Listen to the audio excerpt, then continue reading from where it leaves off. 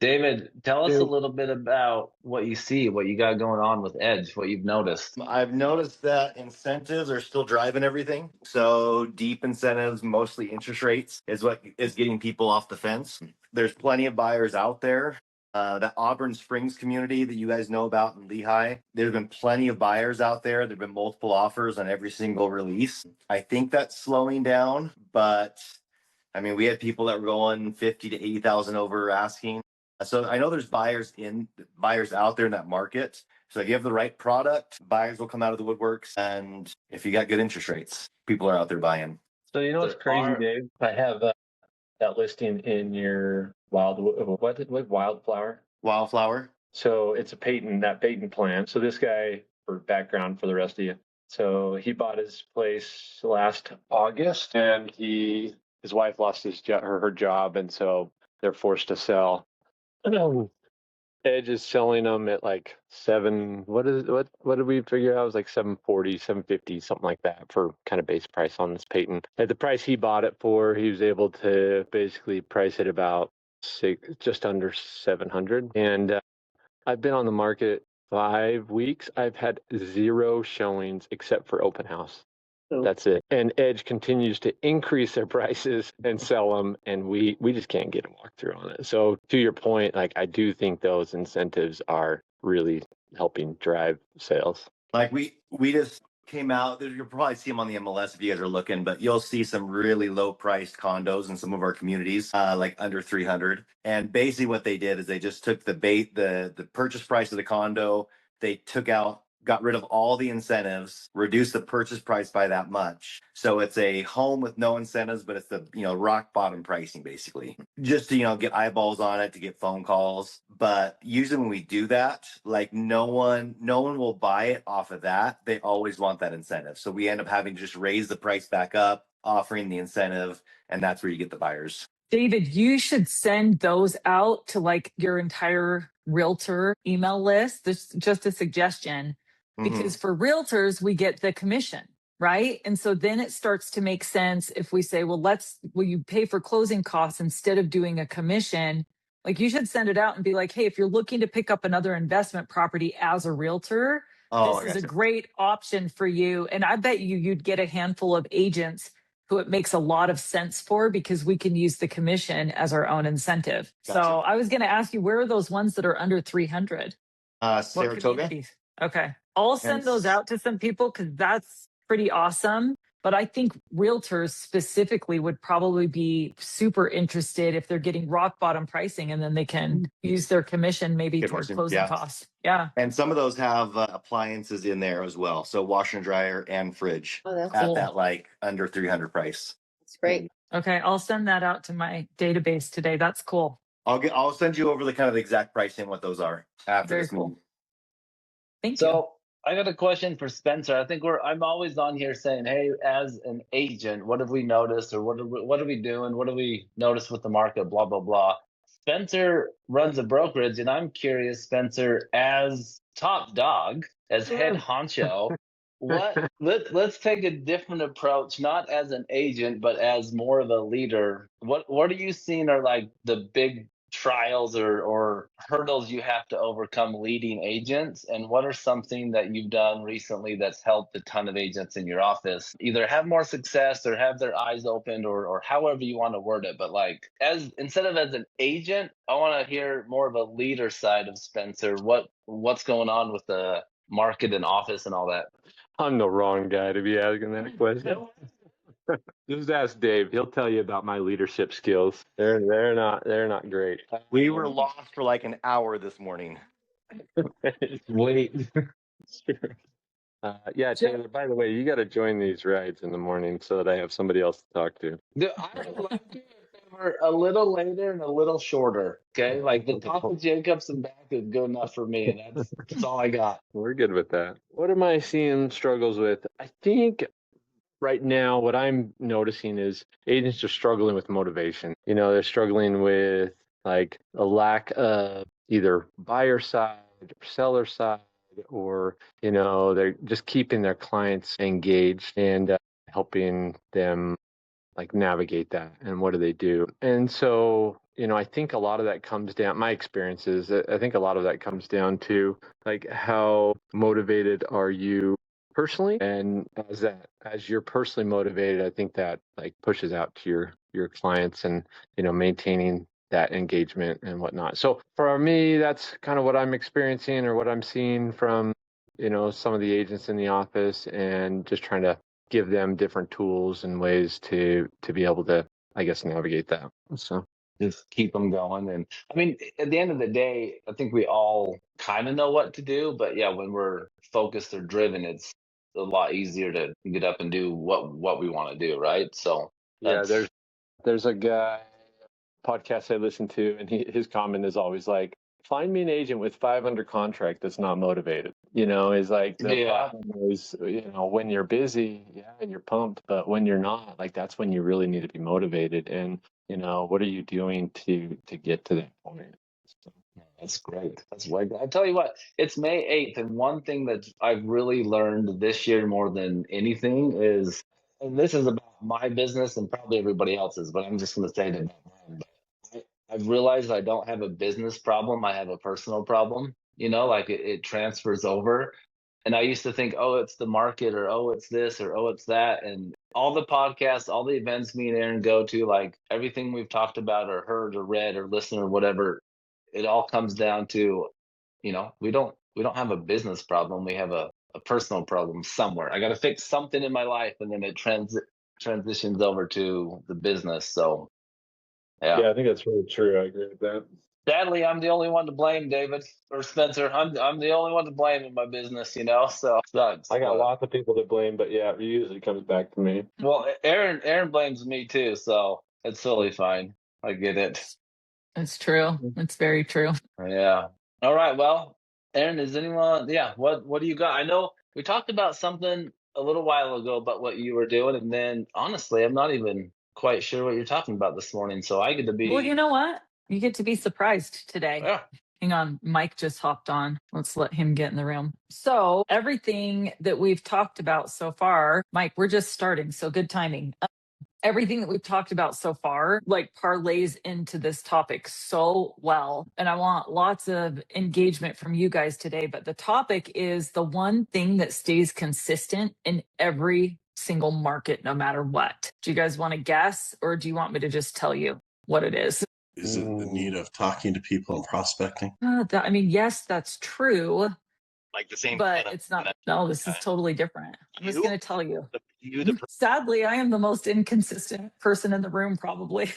It's that buyers buy emotionally every single time. It doesn't matter what market we're in. And so the two things that we were talking about this morning, David, you were talking about how the incentives are what's driving your sales. And I'm like, yeah, because the incentives directly resolve the emotion that buyers are stuck in right now, which is that what's the emotion that buyers are stuck in right now? There's more than one. Give me some of the emotions that buyers are feeling right now.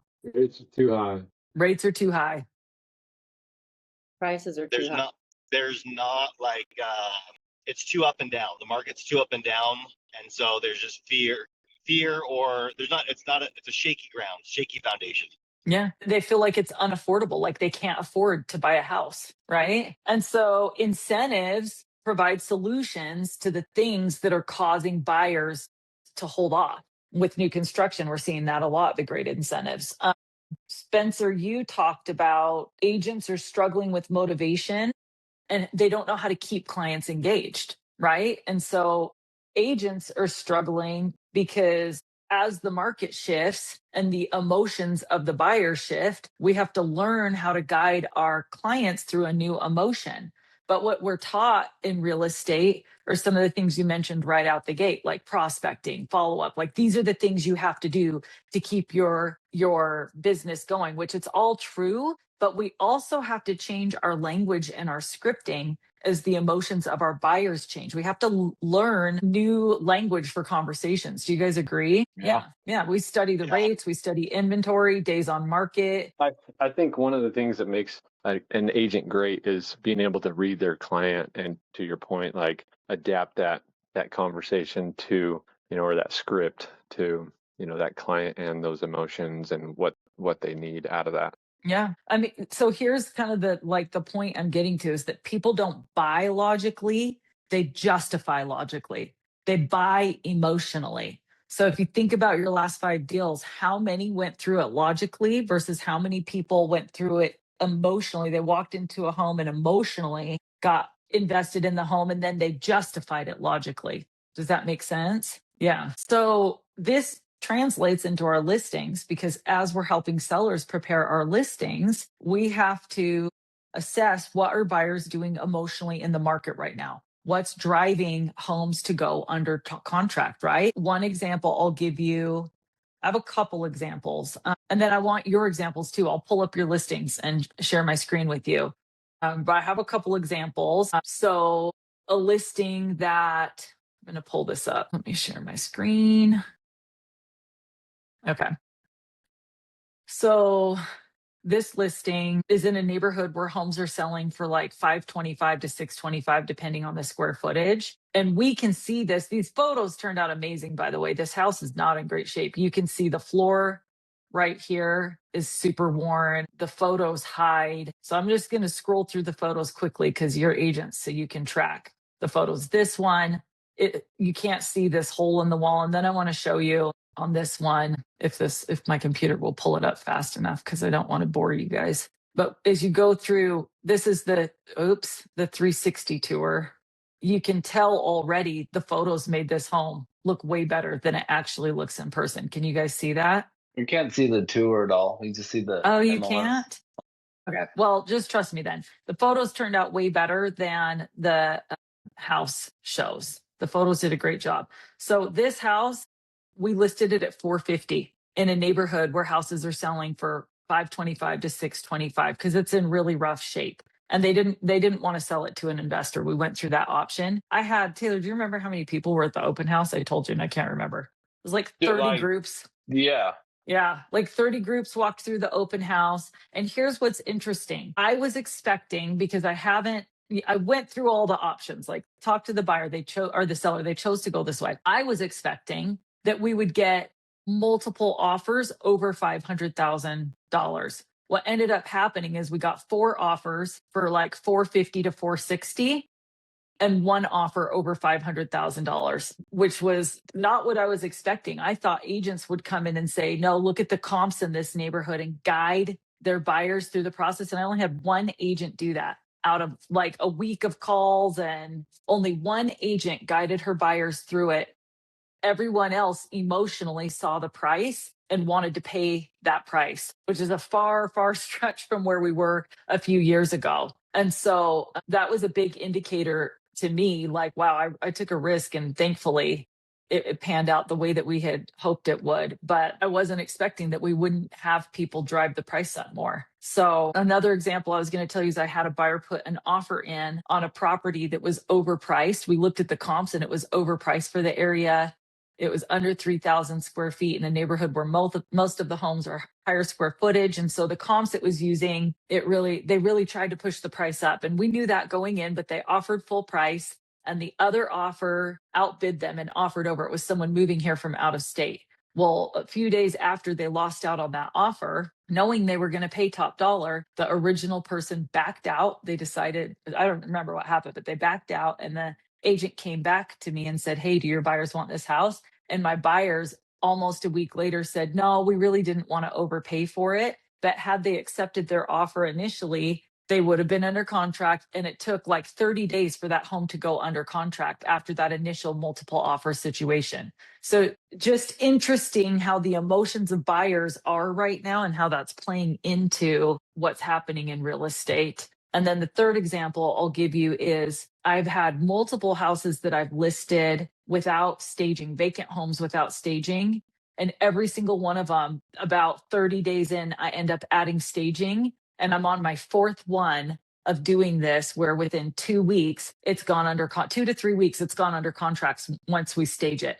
But it has sat empty with showing after showing and no offers and people passing on it until I've added the staging. So now I'm just adding staging on my vacant homes right out of the gate so that we don't run into that anymore. But there's this pattern showing up the emotion is what's driving sales in the market right now. What do you guys think about all of that? Do you have other examples? Well, I'll share one. Talking about that open house that you just did. So from that came a buyer down in Payson, and I talked to the lender this morning, and they're selling and they want to buy something just for a yard. They just want more of a yard for their dog and kids. Financially and on paper, makes 0 sense. Like literally zero. I talked to Keely this morning, the lender, and it makes no sense for them to buy. They are emotionally attached to having a small yard. And so they're going from like a brand new townhome, 2 or 3 years old, but they're the first ones in it, to like, quite frankly, the stuff I've shown them is pretty crappy. Like it's a pretty crappy house, but they're emotionally attached to the yard. And so that's what they're doing. And I'm That's what's like, driving it. on paper, guys, this makes no sense. But hey, if you want to do it, let's do it, because that's their driven factor. Is they're like, we want a yard. Doesn't matter how crappy of a house we go to, we want a yard. So Gotcha. So as you're talking to sellers, and David, for you, this would be, buyers of Edge Homes. How can you, what can we do? Like, is this giving you ideas to engineer your conversations with them so that we're engaging our buyers in an emotional response? Like, does this land at all that when you're in these listing presentations, this is something that we should be talking to sellers about, so that as we launch our listing, we're launching it thinking about the emotional response of the buyers versus just listing a home the way we used to list a home? Do you guys have any thoughts on that? 100%. Like, I mean, that's how we have to sell is off of that emotion. Like, yeah, you do have the interest, or you do have the incentives, and the incentive, like, start the conversation, they get the buyer in the door, but you've got to make them emotionally connected to that house in order for them to stay, because there's still that fear factor doesn't go away. Like, you still have to overcome that. Like, Spencer and I just had a deal where we were under contract. The fear just kind of overcame. And Spencer, you pipe in a little bit, but and they liked the house. It worked. They were moving up from a townhome into a single family home. Like, things worked, but they were just very fearful on what the payment was, having to sell their current house to get into the new one. And so even though they were emotionally attached to the house, we still couldn't overcome that fear factor. So I'm not sure how we could have done that better. Spencer, since you were on the buyer representation side, maybe talking a little bit about what you were going through on that end. Yeah. I mean, you're spot on there. Like, it was definitely, a fear issue. And the initial, so I got a message one night and it was like, hey, Spence, I think we need to cancel on this. It's just too much, and the timing doesn't feel right, and whatever. Reached back and said, hey, before you totally close your mind to it, let's have a conversation with the lender and look at how we can address your concern. If that's what, primarily it was like just the cost and payment. And his response was, okay, yeah, that's great, let's do it. So then we were able to kind of get them back on board. I mean, we went back through again, emotionally, they were excited about it. And then, but with, I guess, days going by, that fear and that concern just continued to kind of grow in them. They even had friends and family that were telling them, like, it's going to be fine, just move forward with it. But in the end, we just couldn't get them over that. And ultimately they ended up canceling on it. So yeah, I don't know, Dave, that's, I don't know, because on that one, for example, I would have thought the emotional side would outweigh the financial side, because financially it was possible. It was a stretch. They had some other logistics that were into that deal, but yeah, that one we weren't able to get over with that fear. I don't think you win all of them, but I do think kind of what you're saying, Aaron, is that you do have to sell based on that emotion. And then, day after day as they're under contract, I think you have to reinforce that emotional decision and keep bringing them back to that emotion so that the fear doesn't take over. And, it's not going to work on every single person, but I think that's the plan of attack. Yeah, absolutely. Absolutely. So I want to give you some tactical stuff to use in your listing presentations and then we'll talk about buyers in a second. But tactically, so just talking about this situation between you guys, I feel like, and you tell me if you agree with this or disagree, especially where we live, because it seems like a lot of buyers want things to line up like they're working out. Like this is just lining up. This is just working out. And when they feel like things are lining up and working out and there's a sense of ease to it, they feel really good about things moving forward. But when they're faced with challenges, if we don't have solutions to take the pressure off of them, they're like, well, this must not be right. Like this just must not be lining up. It must not be meant to happen. We'll just wait because it feels like this isn't meant to happen. Does that land for you guys? Totally agree. Yeah. I think, and that's why, in this case, at first it was like, hey, this just doesn't feel right. And then it was like, hey, before you close your mind to it completely, let's, look at your specific concerns and see if we can overcome those. And, but I think you're spot on with that. Things got to be just perfect. Otherwise, this can't be right. Right. And I think, Okay. Aaron, what you're saying is that like having the conversation before it becomes an issue. But once it's an issue, then you're trying to overcome it, right? Yeah. You're trying to solve their concern. You're trying to fix a problem. So if you can bring that up as a, hey, this is gonna happen in the process, and just know that when we get to that point in the process, like we're gonna find solutions, we're gonna work through it. But just so you know, this is totally common. This is totally normal. So I get what you're saying is have that conversation early in the listing or the buyer presentation. Well, and I think that the better we get at asking questions so that we can attune to what our buyers' emotions are, the easier we're going to be able to navigate that, help them navigate that. So I was standing with some first-time young home buyers in front of a house that we were writing an offer on, and I could just tell that the husband was, I mean, he's only like 22 or 23. I could tell like he was just, his face was changing. He had that sinking, like that stress started setting in. And I said, hey, most people when they're buying their first home feel like they're going to vomit for the first 48 hours. Like they are physically ill. And that is super, super normal. And he just relaxed and he was like, oh, good, because that's how I feel right now. I was like, that's good.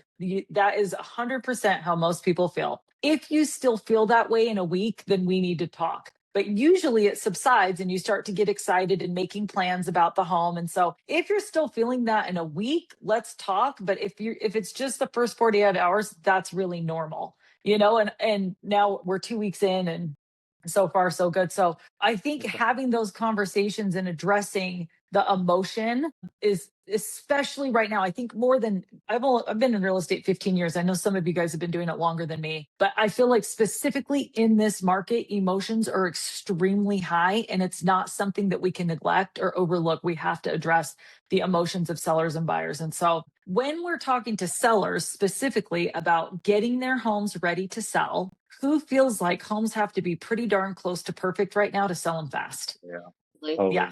Right. So here are three points to convey to sellers. This is what buyers emotionally need to feel when they walk in your home to get offers fast. Number one is buyers need to feel like this could be my life. They aren't just buying like 5 bedrooms, 3 bathrooms anymore.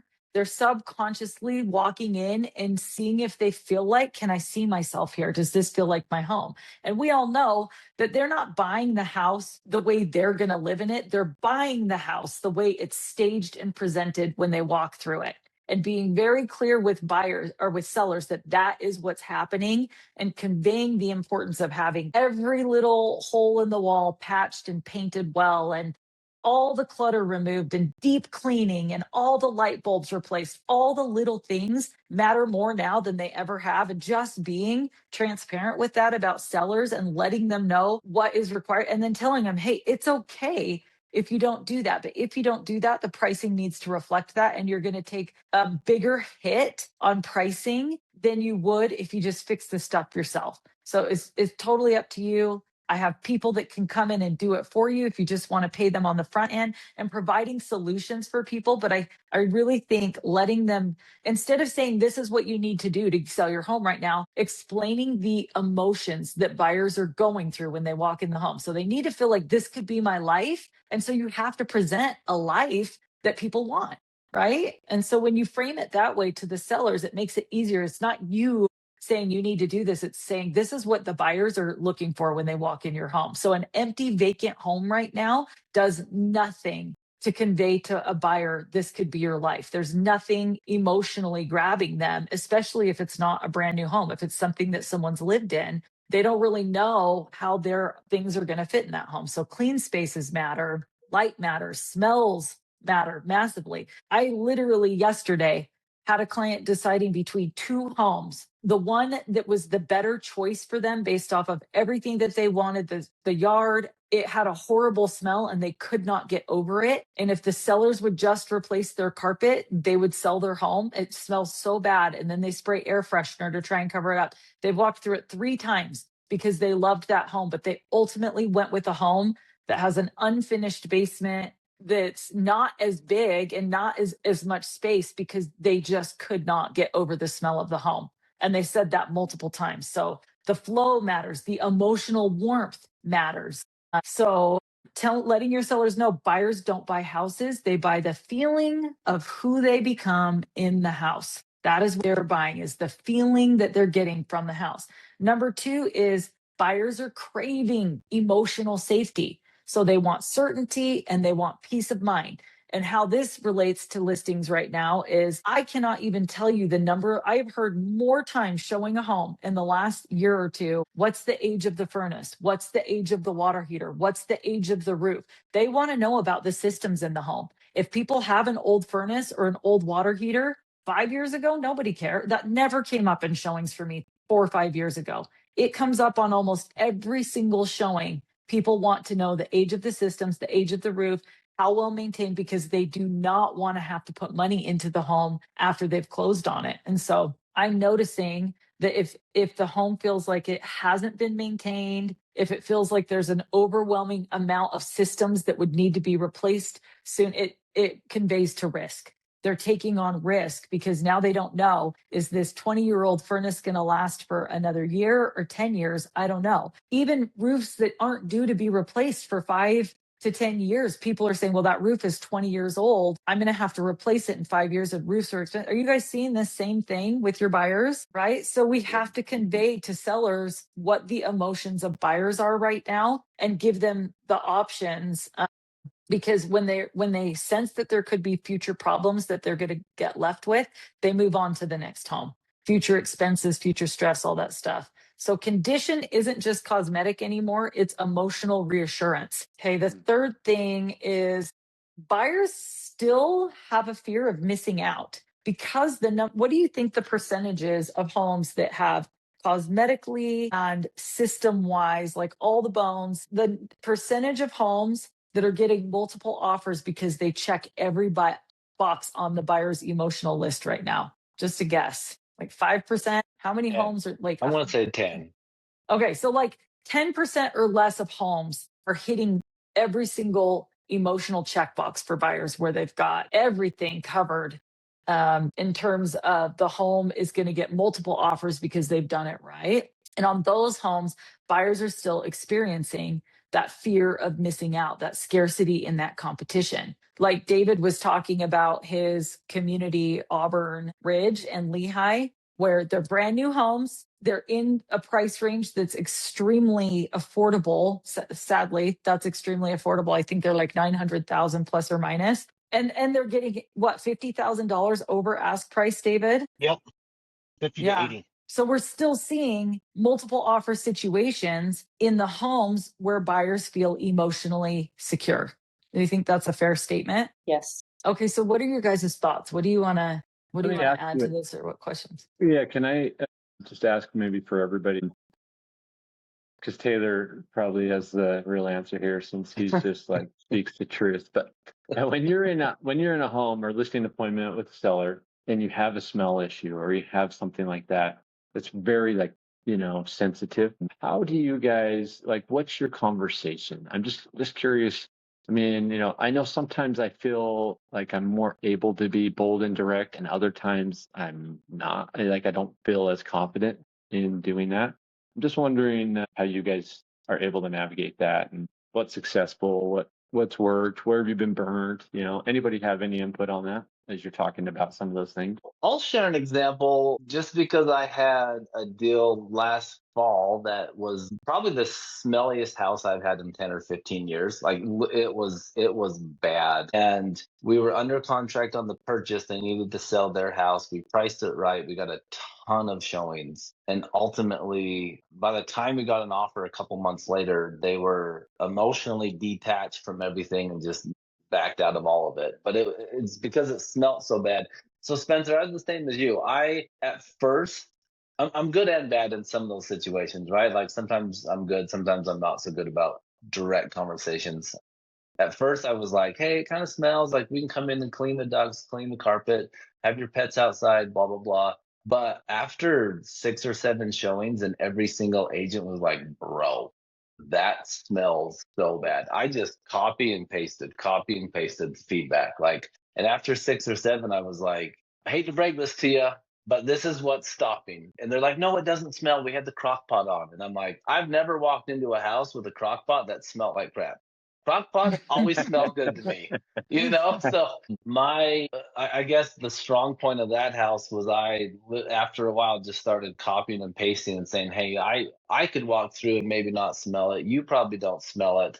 But if we're getting the same feedback from 6 or 7 or 8 agents, and honestly, one time I knew the agent. I said, hey, can you just text me something that's terrible, like really, really bold and terrible, and I'm just going to copy and paste. And he did. I knew him, and he did. And so sometimes I lean on you guys, But how about, yeah, and I can appreciate that.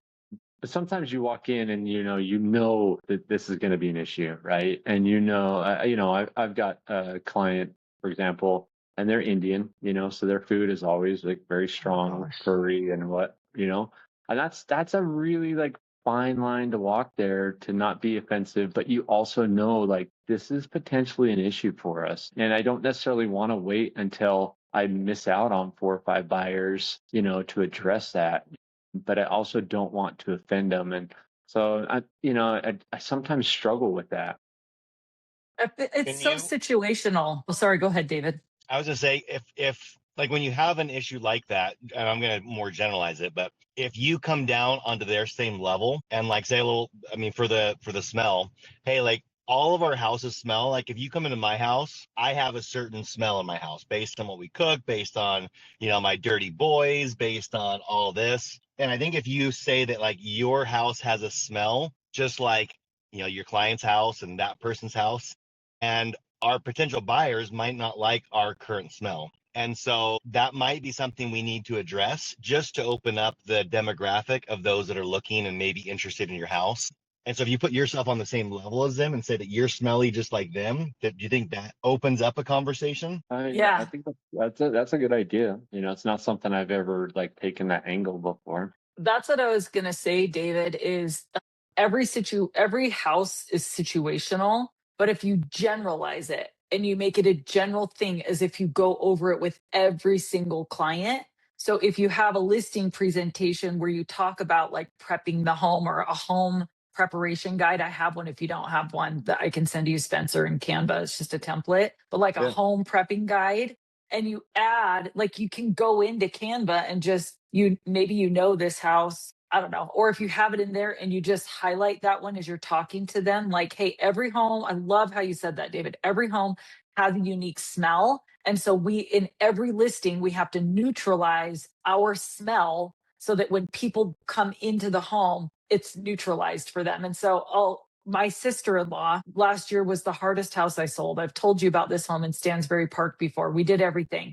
We used Make It Market Ready. We got the home completely renovated. We staged it. It was beautiful, but Stansbury Park rapidly declined in prices last year. And we were trying to keep up with the changing market. We just didn't keep up with it fast enough. So she had moved out of it completely for the first month and a half. And then she had to move back into her home. She was living with her mom. We thought it would sell faster. And she had a dog that was like 16 years old that smelled horrible. Like I couldn't even be in the same room with it because I won't give you the details, but the dog smelled horrible. So they moved back in with this dog, and I consistently kept getting feedback that the buyers couldn't even be in the home for more than 2 minutes without leaving because of the smell. And even though it was my sister-in-law, she was like crying the first time I told her this, having her mom come over to give her a second opinion. And finally, I don't recommend this for the general seller, but because it was my sister-in-law, we looked into having an ozone treatment done in the home.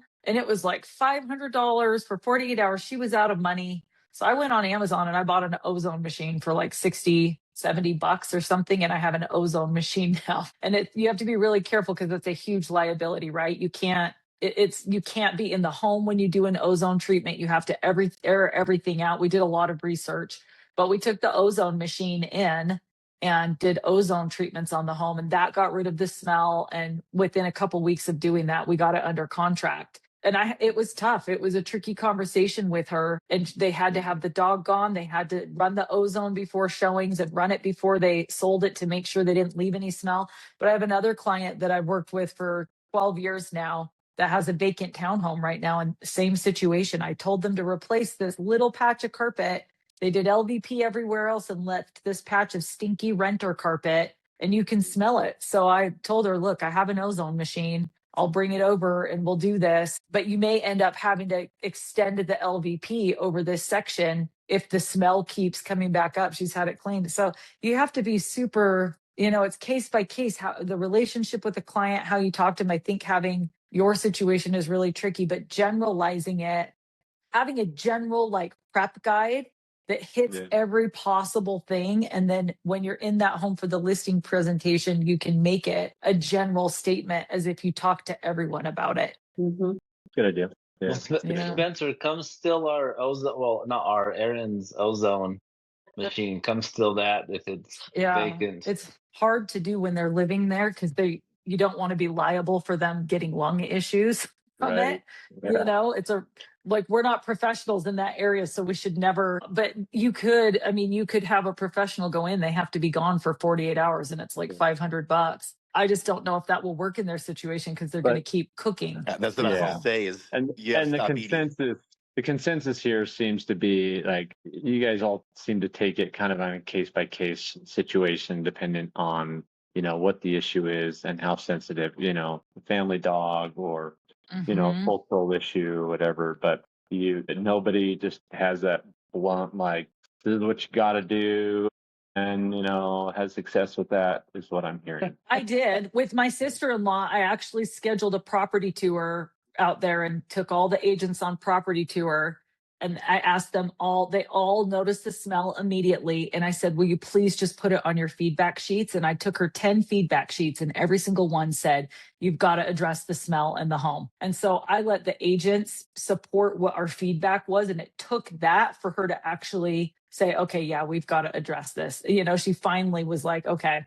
And so where it's an ethnic thing as well, you have to just dance around it so lightly. But I think, saying, hey, I don't know how you word that ethically. Use ChatGPT to figure that one out. I don't know. What David said was awesome. Like, I've never heard it better. Just bring it down to like a general, like, hey, everyone's house smells like my house smells.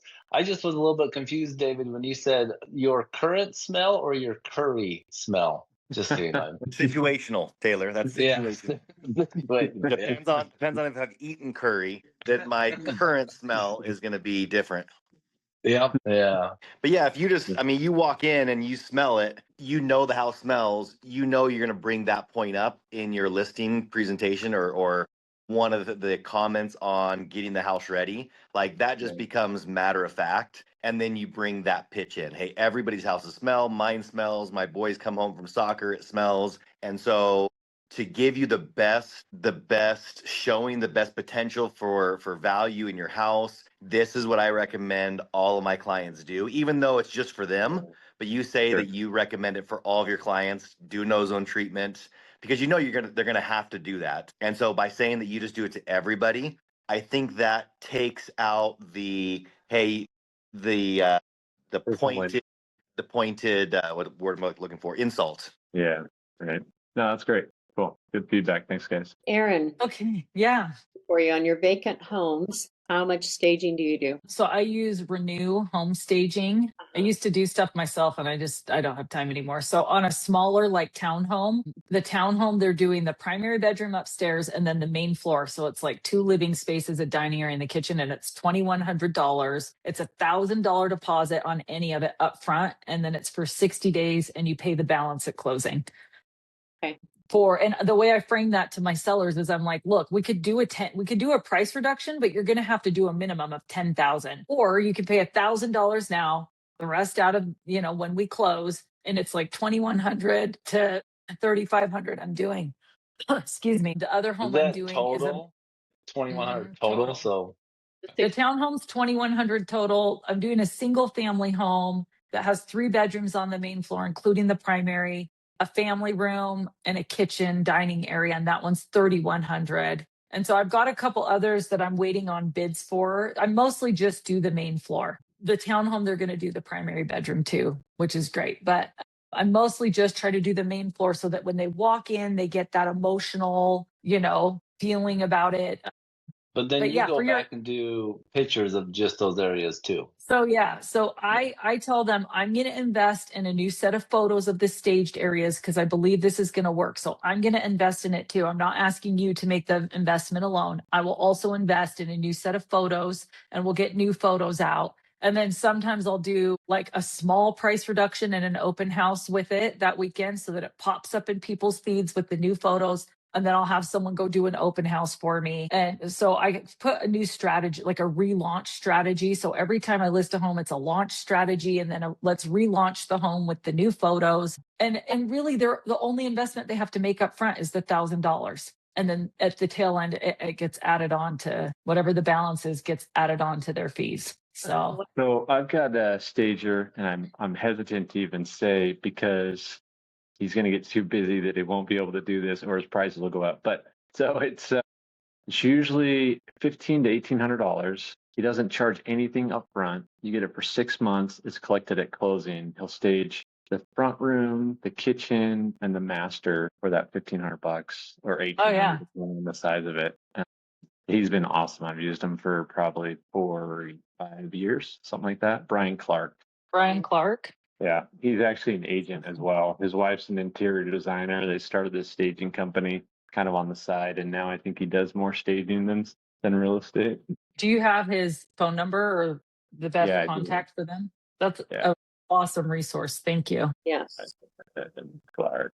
So his number is 801-599-3311. Okay, awesome. How have any of you used virtual staging, and what have you felt like it's worth it, or does it make a difference? I've used it before, but I don't think it has the same effect because when they walk in the home is vacant. So they're going to see the home. They're going to see the home based off of the photos online because the photos are pretty good to where people will go see it. It's once they get there, they're not feeling any kind of emotional attachment to the home. But, when it's staged and it's beautiful, then they fall in love with the staging more than the home. I've used it a little bit. I feel like it's a little bait and switch. Like it gets people there, but then like it doesn't do anything once they're there. So I feel like I'm almost lying to the buyers. Like it's a bait and switch to me. So I don't like it.